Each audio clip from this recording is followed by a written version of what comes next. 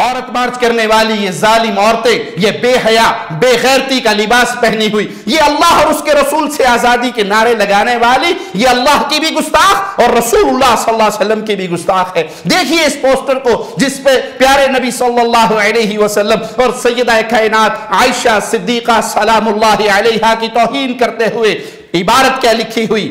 میں 9 سال کی تھی، وہ 50 سال کا تھا، مجھے چپ کروا دیا گیا، اس کی آواز مسجد میں آج بھی گونجتی ہے۔ یہ پیارے نبی صلی اللہ علیہ وسلم کی گستاخی کرنے والی، یہ فرانس کے کفار کے یہود و نصارہ کے نقشے قدم پر چل کر اسلام کا چولا پہن کر مسلمانوں کے اندر کھڑی ہو کر مسلمانوں کے پیارے نبی کو گالیاں دے رہی ہے، اس پیارے رشتے پر تہمتیں اور انگلیاں اٹھا رہی ہیں، اعتراض کر رہی ہیں جو پیارا رشتہ عرش والے کی مرضی سے عائشہ کا محمد سے نکاح ہوا تھا صلی اللہ علیہ وسلم۔